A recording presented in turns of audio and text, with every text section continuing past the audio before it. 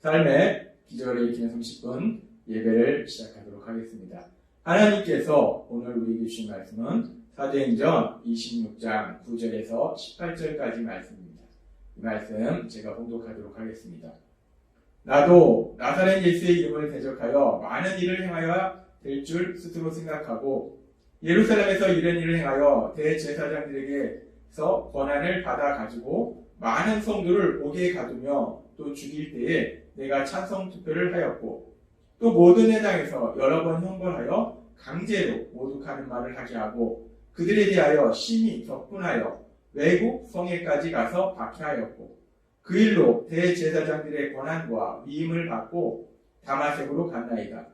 왕이여 정온하되어 길에서 보니 하늘로부터 해보다 더 밝은 빛이 나와 내 동행들을 둘러 비추는지라. 우리가 다 땅에 엎드러짐에 내가 소리를 들으니 히브리 말로 이르되 사울아 사울아 내가 어찌하여 나를 박해하느냐. 가시채를 뒷발질하기가 내게 고생이니라.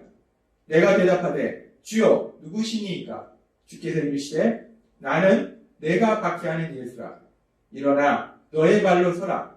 내가 내게 나타난 것은 곧 내가 나를 본 일과 장차 내가 내게 나타날 일에 너로 종과 증인을 삼으려 함이니 이스라엘과 이방인들에게서 내가 너를 구원하여 그들에게 보내어 그 눈을 뜨게 하여 어둠에서 빛으로 사단의 권세에서 하나님께로 들어오게 하고 죄 사함과 나를 믿어 거룩하게 된 무리 가운데서 기업을 얻게 하리라 하더이다.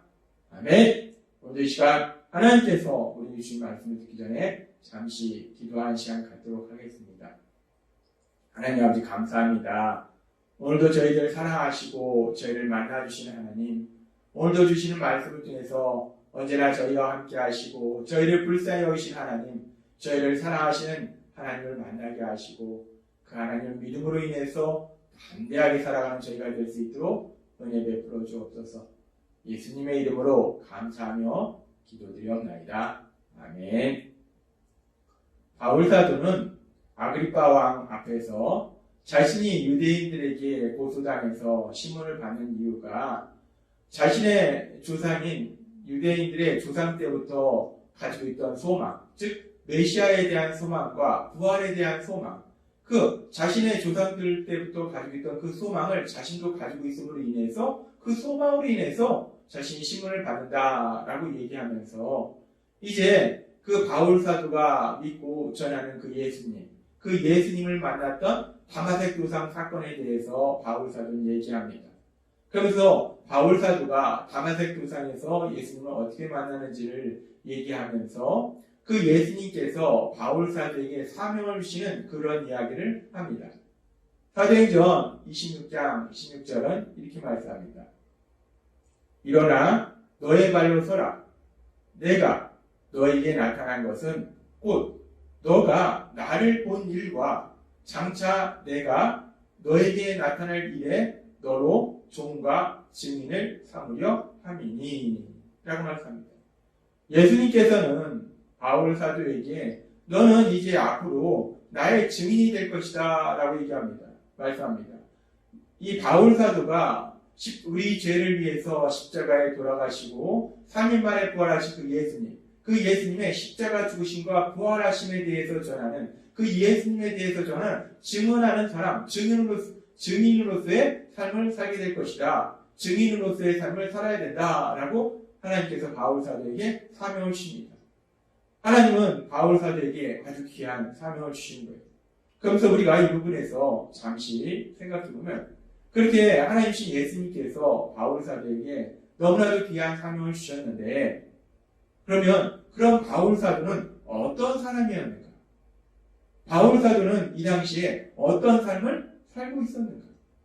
우리가 이 부분을 한번 잠시 생각해 보겠습니다. 바울 사도가 그렇게 예수님의 증인으로서 삶을 살고 있던 예수님과 함께 공생의 3년의 삶을 살았던 예수님의 12제자, 그 11제자와 같은 그런 사람이었는가? 바울 사도가 예수님의 공생의 3년의 기간 동안 예수님을 믿고 예수님을 따랐던 그런 믿음의 사람이었는가? 바울 사도는 도대체 이렇게 예수님께서 귀한 삶을 오실 때 도대체 어떤 사람이었는가? 이 부분을 우리가 생각해보면 사도행전 26장 5절에서 바울은 예수님을 믿기 전 자신이 어떤 삶을 살았는지를 이렇게 고백합니다. 일찍부터 나를 알았으니 그들이 증언하려 하면은 내가 우리 종교의 가장 엄한 판을 따라 바리새인의 생활을 하였다고 할 것이라 라고 얘기합니다. 바울 사도는 자기가 예수님을 믿기 전 어떤 삶을 살았는가? 젊었을 때 자기는 바리새인의 삶을 살았다는 거예요. 바리새인. 하나님의 율법을 철저하게 지키려고 노력했던 그 바리새인. 하나님을 믿었고 그 하나님의 말씀을 지키려고 했던 그 바리새인의 삶을 살았다라고 바울 사도는 고백합니다. 그렇습니다. 바울 사도는 예수님을 믿기 전에 분명히 하나님을 믿는 삶을 살았다고 고백해요. 그런데 그렇게 바울 사도가 하나님을 믿고 또 하나님의 말씀대로 살려고 노력했다고 하는데 근데 참으로 슬픈 것은 그 바울 사도는 그 하나님, 자신이 믿는 하나님께서 구원자로 보내신 예수님, 그 예수님을 믿지 않았다는 거예요. 바울 사도는 예수님을 전혀 믿지 않았습니다. 그리고 바울 사도는 사도행전 26장 9절의 고백처럼 나도 나사렛 예수의 이름을 대적하여 많은 일을 행하여야 될 줄 스스로 생각하고 라고 고백합니다. 바울 사도는 하나님을 믿었다고 하는데 그 하나님 보내신 구원자이신 예수님을 믿지 않았고 그래서 그 예수님에 대적하는 많은 일을 행해야 된다라고 생각했다는 거예요. 예수님을 대적하는 일들을 해야 된다라고 생각했다는 겁니다. 그래서 계속되는 바울 사도의 고백을 보면 사도행전 26장 10절은 이렇게 말씀합니다. 예루살렘에서 이런 일을 행하여 대제사장들에게서 권한을 받아가지고 많은 성도를 옥에 가두며 또 죽일 때에 내가 찬성 투표를 하였고 라고 바울 사도는 고백합니다. 바울 사도는 예수님을 전혀 믿지 않는 사람이었기 때문에 그 예수님에 대적해서 많은 일을 해야 된다라고 생각했기 때문에 그 예수님을 대적해서 예수님을 믿는 사람들을 감옥에 가두고 죽임을 당하도록 하는 그런 일들에 적극적으로 동조하고 찬성하고 나섰던 사람이 바울 사도라는 거예요. 그렇게 예수님을 믿는 사람들을 강력하게 박해했던 그 바울 사도. 그 바울 사도는 계속해서 사도행전 26장 11절부터 이렇게 고백합니다. 또 모든 회당에서 여러 번 형벌하여 강제로 모독하는 말을 하게 하고 그들에 대하여 심히 격분하여 누구에 대해서 격분했는가? 예수님을 믿는 사람들에 대해서 심히 분노해서 외국 성에까지 가서 박해하였고 예루살렘에 있는 예수님 믿는 사람들을 박해할 뿐만 아니라 이제 너무 박해가 심해서 그들이 다른 곳으로 피신했는데 그곳까지 가서 예수님을 믿는 사람들을 박해하더라는 거예요. 그래서 26장 12절에 그 일로 대제사장들의 권한과 위임을 받고 다마색으로 갔나이다. 지금 바울 사도는 예수님을 믿지 않을 뿐더러 예수님을 믿지 않기 때문에 예수님을 대적하는 많은 행위를 많은 것을 해야 된다라고 생각해서 예수님 믿는 사람들을 강력하게 박해합니다. 핍박합니다. 예루살렘에 있는 예수님 믿는 사람들을 옥에 가두고 죽임을 당하도록 만들고 더 나아가서 그것까지도 부족해서 이제 그런 예루살렘에서의 박해를 피해서 멀리 다마섹까지 피신한 그런 예수님을 믿는 사람들을 찾아가서 거기까지 찾아가서 내가 그들을 잡아오고 죽이도록 만들 것이다 라고 다마섹까지 가는 그렇게 바울 사도는 예수님을 믿는 사람들을 강력하게 박해하던 사람이었다는 거예요. 그렇습니다. 바울 사도는 예수님을 믿지 않았고 반대로 오히려 예수님을 믿는 사람들을 강력하게 박해하던 사람이었어요. 그래서 바울 사도는 디모데에게 보낸 편지 속에서 자신의 삶에 대해서 이렇게 고백합니다. 디모데전서 1장 13절 말씀. 내가 전에는 이 전에라는 것은 예수님을 믿기 전 바울 사도가 예수님을 믿기 전에는 비방자요, 박해자요, 폭행자였습니다. 예수님을 믿는 사람들을 비방하고 예수님을 믿는 사람들을 박해하고 예수님을 믿는 사람들을 폭행했던 비방자요, 박해자요, 폭행자였다는 거예요. 지금 바울 사도는 자신이 예수님을 믿기 전에 어떤 삶을 살고 있는지 자신의 입술을 통해서 고백합니다. 내가 이렇게 예수님 믿는 사람들을 박해했다. 내가 비방자였고 박해자였고 폭행자였다. 라고 바울사도는 고백하더라는 겁니다. 바울사도는 그렇게 예수님을 믿는 것이 아니라 예수님을 대적해서 오히려 예수님을 믿는 사람들을 강력하게 박해하던 그런 악한 삶을 살고 있었다는 겁니다. 그렇게 악한 삶을 살고 있었기 때문에 바울사도는 사실 하나님이신 예수님, 그 예수님으로부터 무서운 형벌을 받을 수밖에 없는 그런 사람이었다는 거예요. 예수님을 대적했기 때문에 예수님을 믿는 사람들 강력하게 박해했기 때문에 하나님이신 예수님, 그 예수님에게 무서운 형벌을 받을 수밖에 없는 그런 사람이었어요. 그런데 우리가 오늘 말씀해 보면은 참으로 놀라운 것은, 참으로 신기한 것은, 참으로 감사한 것은 그렇게 예수님을 대적하는 악한 삶을 살았기 때문에 예수님으로부터, 하나님이신 예수님으로부터 무서운 심판을, 무서운 형벌을 받아야 되는 그런 사람인데, 그런데 하나님이신 예수님은 그런 바울사도를 불쌍히 여기셔서 그런 바울사도를 죄에서 구원해주시고, 죄에서 구원해주실 뿐만 아니라 그 바울사도에게 이제 그 예수님을 전하는 귀한 사명을 주시더라는 겁니다. 우리는 오늘 말씀을 통해서 하나님의 그 놀라우신 사랑을 다시 한번 볼 수 있어요.